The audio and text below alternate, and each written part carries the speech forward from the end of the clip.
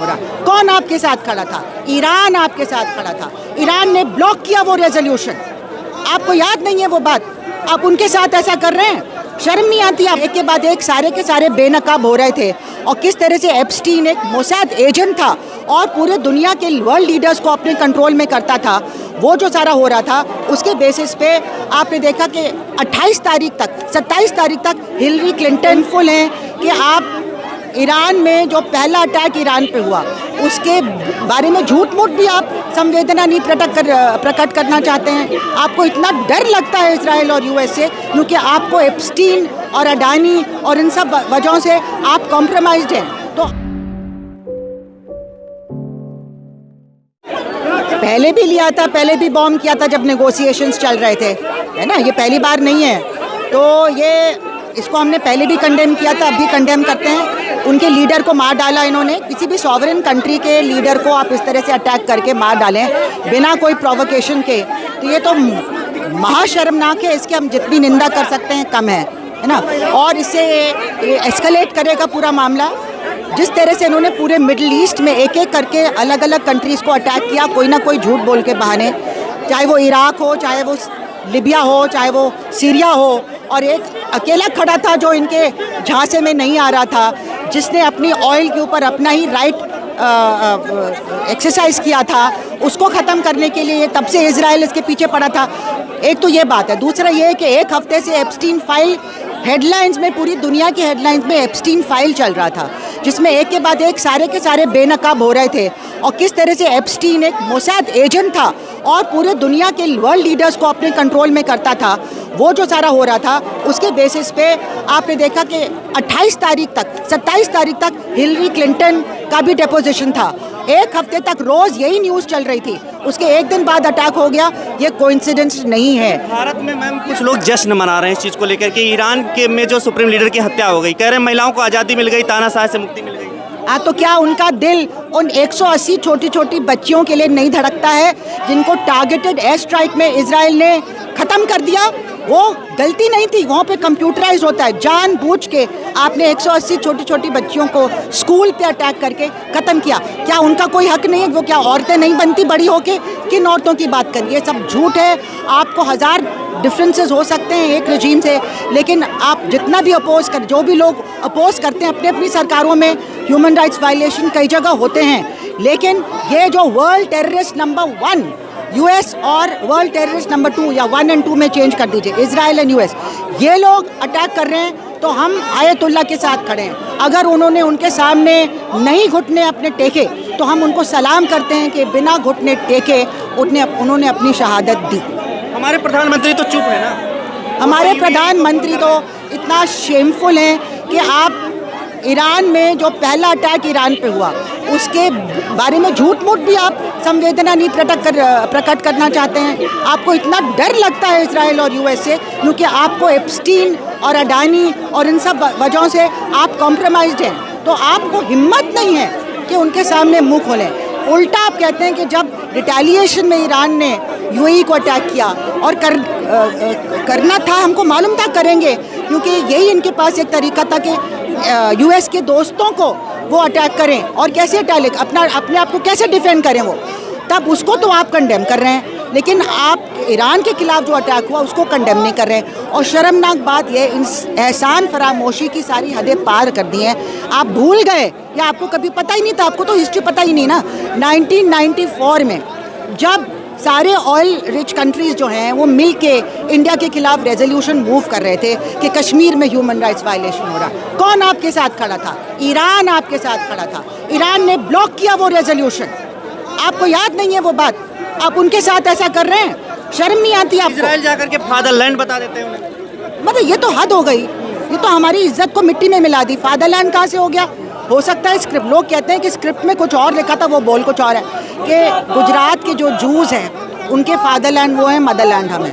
लेकिन गुजरात के जूस को आप बीच में खा गए, आपने उस स्क्रिप्ट को भी नहीं ठीक से पढ़ा, आप बोल दिए ऐसी बात जो इतनी भद्दी थी।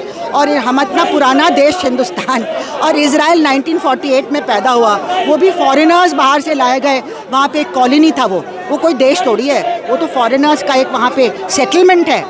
हम क्या देखते हैं स्थिति जो है अभी, क्या यूरोप तो साथ नहीं आ रहा है, कई लोग मना कर चुके हैं अमेरिका के साथ आने के लिए, तो क्या ईरान मजबूत होगा या कमजोर पड़ता जाएगा? देखिए, ये इनको बेनकाब कर रहे हैं। हो सकता है वो भी एप्स्टीन से कॉम्प्रोमाइज्ड हैं। कनाडा बहुत ज़ोर ज़ोर से बोल रहा था जब ग्रीनलैंड की बात आई थी और चीज़ों की बात आई थी, अब तो बिल्कुल दुम दबा दिया उसने। शर्म, मैं कंडेम करती हूँ कैनेडियन गवर्नमेंट को और कंडेम करती हूँ जितने भी देश, यूके तो है ही बेकार। स्टामर जो है वो अपने आप को बचाना चाहता है, वो प्रिंस एंड्रू अरेस्ट हो गया है ना, तो वहाँ पे और बहुत सारे खुलासे होने वाले थे। अपने आप को बचाने के लिए जो सबसे घिनौना, दुनिया में सबसे घिनौना सेक्स क्राइम, छोटी छोटी बच्चियों के साथ क्या क्या नहीं इन्होंने किया, सब निकल के आ रहा था।